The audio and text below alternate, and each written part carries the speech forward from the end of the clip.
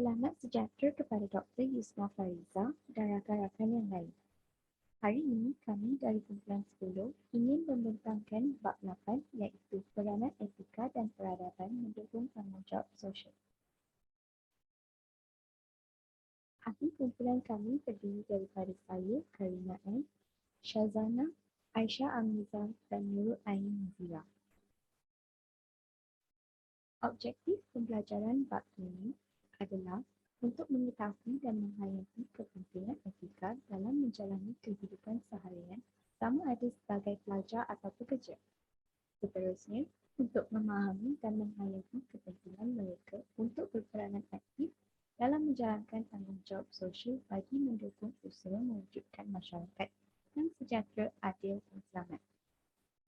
Selain itu, mampu memahami, menghayati dan mempraktikkan nilai-nilai keadilan sosial yang menjadi teras kewujudan sebuah masyarakat yang harmonis. Akhir sekali, untuk menyedari tentang pentingnya usaha mengekang amalan tidak beretika seperti rasuah dan salah guna kuasa. Bab ini membincangkan peranan individu sebagai ahli masyarakat, organisasi atau rakyat dalam menjadi seorang yang bertanggungjawab terhadap kesejahteraan persekitaran sosialnya. Ibnu Khaldun mengaitkan kemunculan dan kejatuhan sesuatu tamadun dengan faktor etika. Dalam karyanya, beliau menjelaskan bagaimana terbentuk teori kitaran Ibnu Khaldun. Kitaran tamadun dibahagi tiga, iaitu pertama, tahap awal atau kelahiran yang dicirikan oleh perasaan kekitaan atau asabiah yang dimiliki penduduk yang menjaga tanggungjawab sosial masyarakatnya dengan memastikan pemenuhan keperluan asas rakyat. Kedua, tahap kehidupan menetap atau bertamadun yang dicirikan oleh kelahiran sistem berkerajaan yang melahirkan golongan pemerintah yang berbeza kehidupan mereka daripada rakyat jelata. Tahap ketiga pula atau juga dikenali sebagai tahap lemak atau kejatuhan yang disebabkan oleh peningkatan kemewahan dan kelenturan nilai beretika. Pada asasnya, tanggungjawab sosial adalah satu usaha manusia menggunakan pelbagai sumber untuk membantu menyelesaikan masalah sosial dan mencapai tujuan sosial. Itu sahaja daripada saya. Saya akan menyerahkan kepada ahli Islam yang lain untuk membentangkan definisi tanggungjawab sosial. Assalamualaikum dan selamat sejahtera. Saya Syazana binti Mustafa akan meneruskan perbincangan ini dengan menerangkan tentang definisi tanggungjawab sosial. Tanggungjawab sosial adalah sebahagian daripada etika kerana individu bertanggungjawab untuk memenuhi tugas kewarganegaraan mereka, iaitu setiap pemikiran dan tindakan individu mesti memberi manfaat kepada seluruh masyarakat di negara tersebut. Secara global, manusia juga mempunyai tanggungjawab ke atas kesejahteraan sosial bagi seluruh penduduk dunia atau mewujudkan keseimbangan antara peranan warga dan negara dalam memastikan keharmonian dan kesejahteraan sosial dapat dikekalkan. Keseimbangan menyumbang kepada pertumbuhan ekonomi, pemeliharaan kebajikan masyarakat yang adil dan pemeliharaan alam sekitar yang mampan. Dalam peradaban Islam, tanggungjawab sosial boleh dikaitkan kepada konsep ihsan atau kebaikan. Kewajipan bersikap ihsan mencakupi semua keadaan dan dimensi kehidupan. Ihsan dapat dibahagi dua, iaitu pertama, membantu dan mensejahterakan orang lain. Kedua, memperbaiki perbuatan dan amalan. Amalan ihsan ini perlulah dimulai dengan diri sendiri, kemudian barulah orang lain. Pada asasnya, seseorang memulai bersikap ihsan kepada diri sendiri, kemudian kepada masyarakat, keluarga dan jirannya. Islam menganjurkan setiap umatnya berbuat ihsan kepada setiap apapun selaras dengan sabda Rasulullah SAW, sesungguhnya Allah mewajibkan kepada kamu untuk berbuat baik kepada setiap perkara. Hadis riwayat Muslim.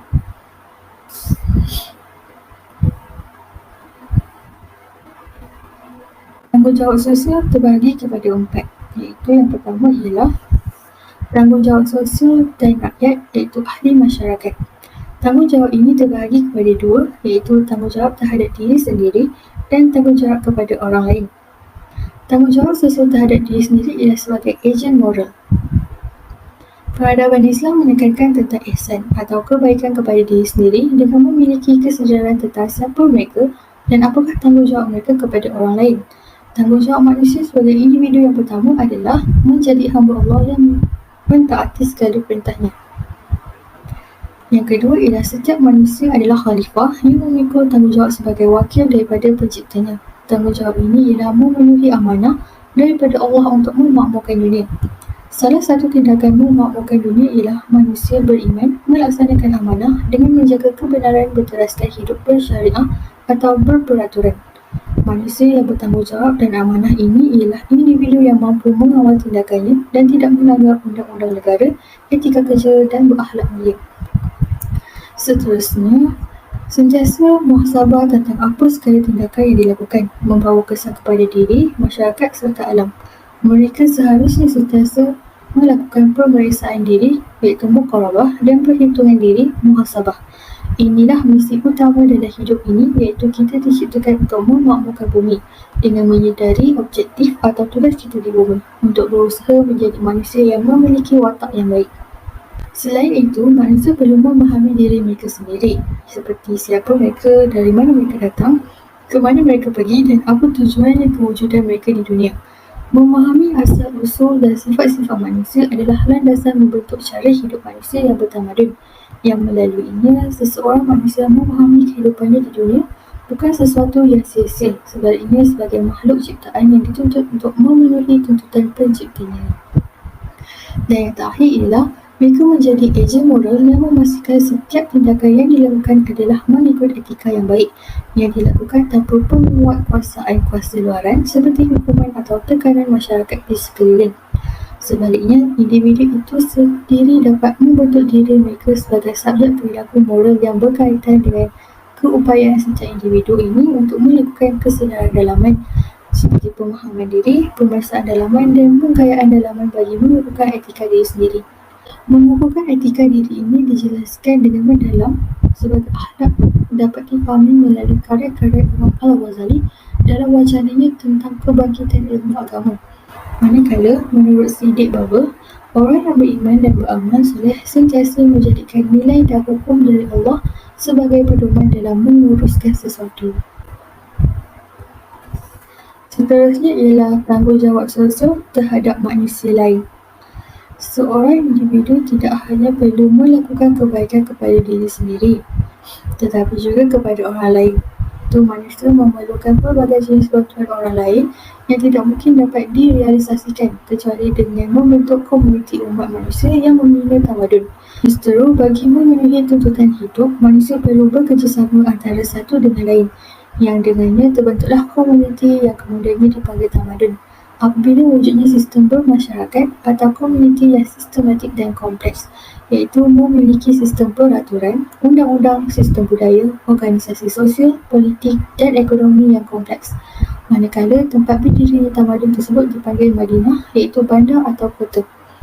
Manusia memerlukan orang lain untuk memenuhi pelbagai keperluan hidupnya, dan begitu jugalah keperluan orang lain kepadanya. Sebagai contoh, seorang petani memerlukan pakaian daripada pekilang baju, sementara pekilang baju memerlukan bahan makanan daripada petani. Tanggungjawab seterusnya ialah berperanan sebagai orang yang menjunjung amar ma'ruf nahi munkar, menjunjung kebenaran dan menyokong serta membantu masyarakat ke arah kebaikan. Masyarakat dan negara adalah autoriti utama bagi manusia untuk menempah etika yang tinggi, menjalankan reformasi politik dan kerjasama sosial bagi mewujudkan suatu keadaan yang dapat membentuk manusia yang bermoral dan seterusnya melahirkan negara yang berintegriti tinggi. Menurut Ahmad Ibrahim dalam bukunya iaitu Pengurusan dalam Islam, masyarakat mempunyai peranan sebagai pengawal atau pemerhati. Sehubungan itu, mereka seharusnya membantu negara untuk melaporkan kegiatan tidak beretika kepada pihak yang berwajib, di antaranya seperti SPRM, polis dan lembaga audit negara. Mereka juga digalakkan menjadi orang yang bekerjasama dalam usaha mencegah kemungkaran atau perkara buruk dengan melakukan teguran atau melaporkan kepada pihak yang bertanggungjawab. Di Malaysia, Akta Perlindungan Pemberi Maklumat 2007 iaitu Akta 711 yang dikubal untuk memperuntukkan perlindungan terhadap pemberi maklumat yang mendedahkan sesuatu kelakuan tidak wajar. Sebagai contoh, sekiranya seseorang pemberi maklumat itu mendedahkan kesalahan rasuah, majikan atau rakan mereka sendiri di tempat kerjanya, beliau berhak untuk mendapatkan perlindungan di bawah akta ini. Aduan juga boleh disalurkan ke Suruhanjaya Bebas Aduan dan Salah Laku Polis (IPCMC) bagi berkaitan salah laku terhadap anggota polis Diraja Malaysia (PDRM) yang menggantikan Biro Pengaduan Awam untuk aduan kepada organisasi awam yang lain. Di samping peka kepada isu-isu salah guna, pecah amanah dan rasuah, sifat terpuji dalam mempraktiskan tanggungjawab sosial kepada masyarakat ialah sifat suka menderma ataupun memilikan nilai kedermawanan. Dalam hal ini, derma boleh diberikan kepada yang layak, termasuk usaha penegakan hak asasi manusia, bantuan bencana kebangsaan, air bersih dan program pendidikan di negara-negara kurang membangun. Sebagai contoh, kisah para sahabat Rasulullah SAW yang sanggup menderma untuk kebajikan dan manfaat masyarakat serta perjuangan Islam. Sayyidina Abu Bakar merupakan di antara sahabat Rasulullah yang banyak menderma. Beliau juga merupakan orang yang banyak membantu baginda dari segala sudut sehingga baginda menjadikannya teman setia serta saudara baginda. Sahabat Nabi yang lain sangat dermawan, di antaranya Abdul Rahman bin Auf yang terkenal dengan sifat dermawan dan pemurah hingga pernah menjual tanahnya berharga 40,000 dinar, kemudian membahagikan wang tersebut kepada para fakir miskin. Malah pernah menyedekahkan separuh daripada hartanya. Terdapat nama lain yang dermawan seperti Zubair bin Awam, Utsman bin Affan, Talha bin Ubaidillah dan Sa'ad bin Abi Waqqas. Kelebihan bersedekah sangat digalakkan dalam tamadun Islam, hingga ramai rakyat dan pembesar berlumba-lumba untuk melakukannya, sebagaimana dinyatakan dalam Al-Quran tentang kelebihan bersedekah ini. Surah Al-Baqarah ayat 265 yang bermaksud, dan perumpamaan orang yang membelanjakan harta kerana mencari keredaan Allah untuk keteguhan jiwa. Mereka seperti sebuah kebun yang terletak di daratan tinggi yang disiram oleh hujan. Maka kebun itu menghasilkan buahnya 2 kali ganda. Jika hujan lebat tidak menyertai, maka hujan gerimis pun memadai. Dan Allah Maha melihat apa yang kamu lakukan. Yang kedua pula ialah tanggungjawab sosial dan profesional. Tanggungjawab sosial pekerja atau profesional juga merujuk kepada tanggungjawabnya kepada organisasi ia bekerja. Pekerja dan profesional mempunyai tanggungjawab memiliki nilai-nilai mulia sebagai pekerja yang beretika. Etika kerja dalam peradaban Islam menekankan kerjasama dalam organisasi, pemuafakatan atau syura yang dipandang sebagai cara mengatasi masalah dan pengukuhan organisasi. Hubungan sosial di tempat kerja digalakkan untuk memenuhi keperluan seseorang dan membentuk keseimbangan dalam kehidupan individu dan sosial. Etika kerja Islam dibina berdasarkan 4 konsep, iaitu usaha, persaingan, ketulusan dan moral perilaku dan bertanggungjawab. Islam menyuruh penganutnya supaya sentiasa bersungguh-sungguh dalam melakukan sesuatu pekerjaan, kerana Allah sentiasa melihat setiap pekerjaan yang dilakukan, sebagaimana firman-Nya dalam surah At-Taubah ayat 105 yang bermaksud, dan katakanlah wahai Nabi Muhammad, beramallah kamu akan segala yang diperintahkan, maka Allah dan Rasul-Nya serta orang yang beriman akan melihat apa yang kamu kerjakan, dan kamu akan dikembalikan kepada Allah yang mengetahui perkara-perkara yang gaib dan yang nyata. Kemudian ia menerangkan kepada kamu apa yang kamu telah kerjakan. Di samping itu, nilai kasih sayang juga diamalkan akan menimbulkan keseronokan bekerja kerana wujudnya suasana kekeluargaan, kasih sayang kerana adanya rakan-rakan yang sering memberi bimbingan, nasihat dan teguran sama ada berkaitan kerja atau kehidupan peribadi. Sehubungan itu, sebuah organisasi yang baik berteraskan etika kerja Islam adalah organisasi yang menumbuhkan nilai-nilai kerjasama, kesabaran dan hubungan sesama pekerja seperti sebuah keluarga, menggalakkan kerjasama berkumpulan dan saling mendukung dalam organisasi yang dipandu dalam kerangka mendapatkan keredaan Allah yang menumbuhkan rasa ketakwaan di kalangan organisasi. Seterusnya, tanggungjawab sosial yang paling utama ialah memberikan perkhidmatan yang sama kepada semua tanpa mengira agama, warna kulit, jantina, fahaman politik dan status ekonomi. Profesional adalah sebahagian daripada ahli masyarakat, tentunya memerlukan ahli masyarakat yang lain bagi memenuhi keperluan hidupnya. Tidak semua ahli masyarakat yang lain berpeluang memiliki kedudukan istimewa seperti golongan profesional kerana hambatan ekonomi, peluang dan faktor-faktor lain. Hal ini kerana masyarakat terdiri dari berbagai lapisan yang berbeza taraf ekonomi yang dengan mudah menghalang mereka mendapat perkhidmatan sekiranya terdapat profesional mengenakan bayaran yang tinggi dan di luar kemampuan masyarakat. Lantaran itu, prinsip kesamaan peluang mendapatkan perkhidmatan perlu dipegang oleh semua pekerja yang berkhidmat sebagai profesional. Di antara prinsip penting Yang perlu difahami dan dipegang ialah prinsip tanggungjawab fidusiari seorang pekerja dengan majikan atau pemegang saham. Seseorang menjadi pekerja sebenarnya menjadi fidusiari kepada entiti yang lain. Dalam bahasa yang lebih mudah, perhubungan fidusiari ini boleh berlaku dalam keadaan seseorang menerima amanah untuk melakukan sesuatu perkara bagi pihak yang lain. Sehubungan itu, setiap pekerja atau profesional perlu bertanggungjawab bersikap amanah untuk memenuhi fungsi tentang apa yang dikehendaki oleh kebanyakan orang lain. Terdapat 6 sifat amanah yang perlu dipegang, iaitu jujur, berterus terang, cekap, tekun atau teliti, setia dan menyimpan rahsia.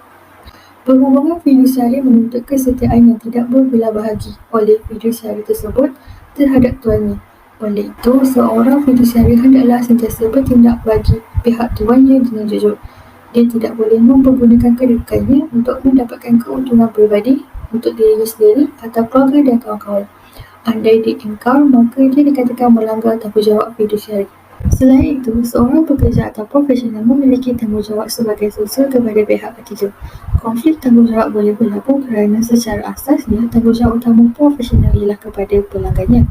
Sebaliknya, tanggungjawab kepada masyarakat adalah berbentuk secara tidak langsung. Sungguh pun demikian, terdapat profesional tertentu yang menjadikan masyarakat sebagai pelanggan utamanya. Jadi, antara prinsip penting dalam menjaga tanggungjawab sosial kepada masyarakat ialah prinsip tidak mencederakan orang lain. Sebagai contoh, profesional perubatan, iaitu doktor, bertanggungjawab melindungi orang lain daripada pesakit yang mengidap penyakit berjangkit yang sangat berbahaya dan mudah berjangkit kepada orang lain.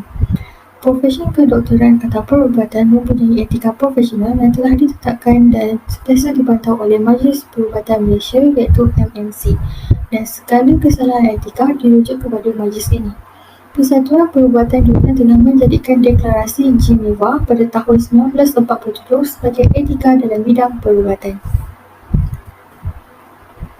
Begitu juga dalam bidang kejuruteraan, prinsip tidak mencederakan orang lain penting kerana semua hasil kepakaran profesional dalam mendirikan bangunan, jambatan, rumah dan binaan yang lain walaupun ia disediakan untuk pelanggan yang membayar mereka.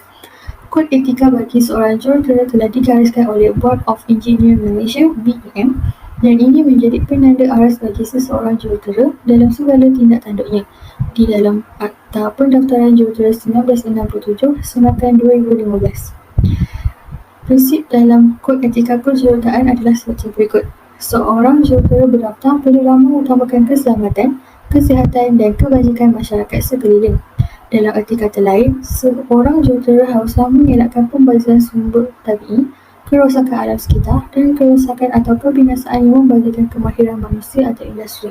Mereka juga tidak boleh mendedahkan sebarang kerja atau dokumen kepada umum tanpa izin pihak atasan kecuali dengan arahan mahkamah sahaja. Seorang jurutera berdaftar hanya boleh mengambil tugas mengikut kepakaran dan kelulusan bidangnya sahaja. Mereka hendaklah menerima tanggungjawab kerja yang dilakukan olehnya atau di bawah penyeliaan dan arahannya, dan hendaklah mengambil semua langkah munasabah untuk memastikan orang yang bekerja di bawahnya adalah layak menjalankan kerja yang diberikan kepada mereka. Yang ketiga ialah seorang jurutera berdaftar boleh memberi pendapat mengenai sesuatu isu teknikal yang diketahuinya dalam bentuk objektif dan menjaga adabnya sebagai seorang profesional. Yang keempat ialah seorang jurutera berdaftar mestilah berkhidmat sebagai ejen yang boleh dipercayai dan setia kepada majikan dan pelanggannya. Seorang jurutera tidak boleh meminta atau menerima kewangan atau lain-lain yang berharga pertimbangan secara langsung atau tidak langsung daripada ejen luar yang berkaitan dengan kerja yang mana beliau bertanggungjawab. Yang terakhir ialah seorang jurutera berdaftar perlulah menjaga etika, moral dan mematuhi segala peraturan demi menjaga nama baik profesi ini. Mereka tidak boleh menawarkan, memberi, meminta atau menerima sama ada secara langsung atau secara tidak langsung apa-apa sumbangan untuk mempengaruhi pemberian kontrak. Selain itu, isu etika seperti penggodam, penceroboh yang melibatkan penyalahgunaan internet, penyebaran virus, isu hak cipta dan perisian cetak rompak menjadi masalah dunia hari ini.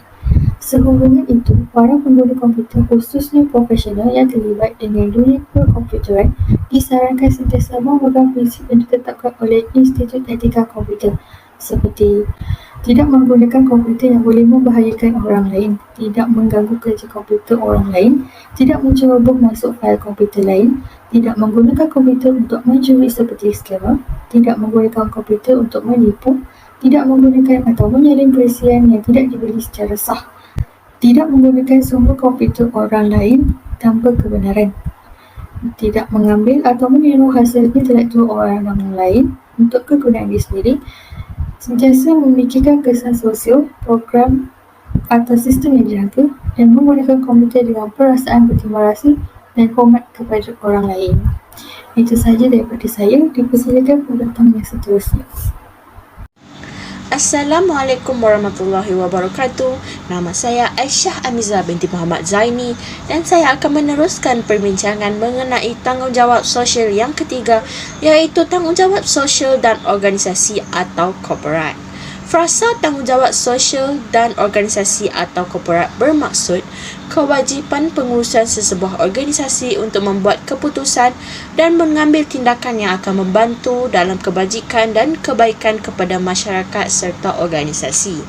Ia turut merangkumi dari aspek hak-hak masyarakat, penjagaan alam sekitar, hak-hak pengguna dan kebajikan para pekerja. Selain itu, tanggungjawab sosial corporate turut dikenali sebagai CSR, iaitu Corporate Social Responsibility, di mana ia telah mendapat perhatian di dunia perniagaan setelah berlakunya krisis kewangan pada tahun 2007. Hal ini berikutan dengan tarikan terhadap tanggungjawab sosial korporat di barat sejak tahun 1950-an. Terdapat beberapa tanggungjawab yang telah dikemukakan, misalnya membentangkan mengenai aktiviti syarikat-syarikat yang memainkan peranan dan bertanggungjawab dalam masyarakat melalui pemberian semula keuntungan yang diperoleh dalam bentuk dana, bantuan atau hadiah. Memperkenalkan sikatan 3P, iaitu People, Planet, Profit, di mana mereka percaya bahawa dalam mengejar keuntungan tanpa merosakkan bumi dan mengeksploitasi manusia. Oleh itu, organisasi akan mendapat keuntungan sekaligus dapat memelihara dan melindungi bumi dan manusia. Seterusnya adalah menjaga kesejahteraan pekerja dan pengguna melalui nilai-nilai accountability dan ketulusan. Dan akhir sekali, memberi tumpuan kepada amalan yang memudahkan pertumbuhan jangka panjang perniagaan dan dalam masa yang sama memenuhi standard yang ditetapkan untuk kepentingan etika, alam sekitar dan masyarakat. Misalnya, apabila syarikat mengubah proses pembuatan dengan menggunakan produk kita semula, ia boleh memberi manfaat kepada syarikat kerana ia berpotensi untuk menurunkan kos bahan mentah dan mengoptimumkan sumber yang telah diguna pakai sebelum ini. Bagi memudahkan tanggungjawab ekonomi dilaksanakan oleh syarikat-syarikat korporat, ISO 26000 pada tahun 2010 telah mengenal pasti 7 subjek utama dalam tanggungjawab sosial, iaitu tadbir urus organisasi, hak asasi manusia, amalan buruh, alam sekitar, amalan operasi yang adil, isu-isu pengguna, serta penlibatan dan pembangunan masyarakat. Di dalam peradaban Islam, terdapat beberapa prinsip yang telah digariskan untuk dipraktikkan oleh para peniaga. Misalnya, tidak memudaratkan, iaitu bagi menghalang sifat negatif kepada orang lain, niat yang betul, adil dan ihsan dengan melakukan sesuatu tindakan sebagaimana yang dikehendaki oleh syariat Islam, dan akhir sekali amanah bagi memastikan setiap urusan perniagaan dijalankan dengan betul dan adil dalam mendapatkan hak masing-masing. Tanggungjawab sosial yang keempat adalah tanggungjawab sosial ke atas alam sekitar. Alam sekitar merupakan unsur alam tabi'i ciptaan Allah dan manusia dapat mengetahui dan menggunakan disiplin-disiplin ilmu seperti zoologi, botani, mikrobiologi, fizik, kimia, geologi dan hidrolik menerusi alam sekitar. Pelanggaran terhadap hukum ekosistem semula jadi boleh mengganggu keseimbangan ekosistem serta mengakibatkan kemerosotan kesihatan masyarakat, contohnya mengenai isu pencemaran. Hal ini berikutan kurangnya rasa tanggungjawab untuk menjaga alam sekitar, khususnya sungai, berikutan dengan peningkatan statistik bagi pencemaran sungai yang berlaku di negara kita. Terdapat beberapa langkah-langkah yang telah dijalankan bagi menerapkan unsur tanggungjawab kepada alam sekitar. Misalnya, dari aspek kerajaan, kerajaan telah melaksanakan dasar dalam mewujudkan alam sekitar yang mampan seperti Dasar Alam Sekitar Negara 2002 dan Dasar Teknologi Hijau Negara 2009. Masyarakat juga perlulah mempunyai kesedaran tentang kepentingan bagi menjaga dan memelihara alam sekitar. Selain itu, media massa juga memainkan peranan penting dalam menyumbang ke arah peningkatan kesedaran orang awam mengenai alam sekitar melalui media cetak atau elektronik. Akhir sekali, bagi badan organisasi bukan kerajaan, mereka mempunyai biro khusus dalam menjalankan khidmat masyarakat dengan mengadakan aktiviti seperti gotong royong dan penanaman semula pokok. Assalamualaikum, nama saya Nurul Ainazirah binti Muhammad Fauzi dan saya akan teruskan perbincangan kita pada topik 8.2 iaitu penghayatan nilai. Seseorang yang memiliki kesedaran tinggi tentang tanggungjawab sosial tidak lain ialah seseorang yang memiliki tahap penghayatan dan pengamalan nilai-nilai keadilan sosial yang sentiasa menjadi teras atau fokus utama dalam kehidupannya. Nilai keadilan ini sentiasa menjadi kerangka kepada setiap keputusan yang diambil setiap kali menjalankan tanggungjawabnya di dunia, sama ada sebagai manusia, anggota masyarakat, pekerja dan warga negara. Sifat mulia yang sentiasa mementingkan nilai keadilan terjelma dalam penzahiran sifat suka kepada tindakan membantu orang lain dari kesusahan. Keadaan ini menjadikan nilai kesukarelaan menjelma secara semula jadi dalam dirinya. Sifat inilah yang perlu dipupuk, digalakkan dan dibajai kerana masyarakat yang memiliki anggota yang ramai memiliki nilai kesukarelaan. Ia akan menjadi masyarakat yang harmoni dengan wujudnya suasana kasih sayang yang menjadi kunci utama matlamat kehidupan bersosial yang sejahtera. Mereka yang memiliki nilai tanggungjawab sosial yang tinggi juga sangat peka terhadap sebarang kerosakan, kemusnahan, eksploitasi, pencemaran dan salah guna yang disengajakan ke atas alam persekitarannya. Mereka memahami betapa pentingnya keseimbangan mesti wujud untuk kelangsungan kehidupan manusia di masa-masa mendatang. Pemilikan nilai-nilai ini mendorong mereka mencintai alam semula jadi dan menjadi ejen penting kepada usaha-usaha pemeliharaan alam sekitar. Kasih sayang atau rasa cinta kepada alam sekitar dan kesedaran serta penghayatan kepentingan menjaga alam sekitar sahaja yang dapat mengurangkan amalan negatif yang tanpa disedari telah memusnahkan alam semula jadi. Sikap tidak peduli inilah yang banyak menyumbang kepada masalah pencemaran alam sekitar. Sikap tidak peduli dizahirkan kepada sikap suka membuang sampah merata-rata sehingga tidak sensitif tentang bahan yang dibuangnya di sungai, tasik, laut, hutan dan pelbagai lagi akan membawa mudarat kepada manusia dan alam sekitar. Lebih-lebih lagi barang atau bahan yang dibuangnya adalah bahan yang beracun dan sangat berbahaya jika terkena kepada manusia. Sifat yang mementingkan kewujudan suasana keadilan wujud dalam masyarakat menjadikan seseorang itu akan mudah tersinggung atau marah apabila wujudnya perkara negatif yang sengaja dilakukan oleh seseorang yang telah diberikan amanah tetapi mengkhianati amanahnya. Mereka ini sangat mementingkan nilai amanah, integriti, ketulusan, kejujuran dan kesungguhan dalam kehidupannya. Jika terdapat rakan-rakan pemimpin atau anggota masyarakat yang sengaja melanggar nilai-nilai mulia ini, mereka segera memberikan respon sama ada dalam bentuk teguran, saranan, aduan atau laporan kepada pihak yang bertanggungjawab agar pelanggaran itu segera dihentikan. Sifat ini sangat digalakkan dalam Islam dengan konsep amar ma'ruf nahi munkar. Nilai inilah yang harus dipupuk dan dihayati kerana ia adalah prasyarat untuk menjadi sebuah masyarakat yang bertamadun tinggi dan hebat. Kelangsungan ketinggian sesebuah peradaban atau ketamadunan dapat dicapai kerana wujudnya masyarakat yang memiliki kesedaran dan penghayatan tinggi terhadap nilai etika yang menjadi teras wujudnya kebudayaan yang tinggi. Jadi, mari kita teruskan pembentangan kita dengan ahli kumpulan seterusnya. Sebagai kesimpulan, bab ini telah membincangkan peranan setiap pihak dalam melaksanakan tanggungjawab sosial masing-masing.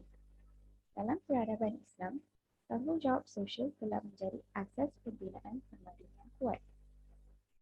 Tanggungjawab setiap insan terbahagi kepada 3 perkara penting yang perlu benar-benar difahami, iaitu pertama, tanggungjawab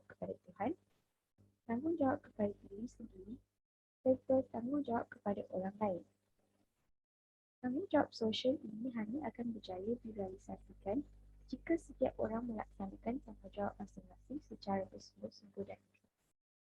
Itu sahaja daripada kumpulan kami. Sekian, terima kasih.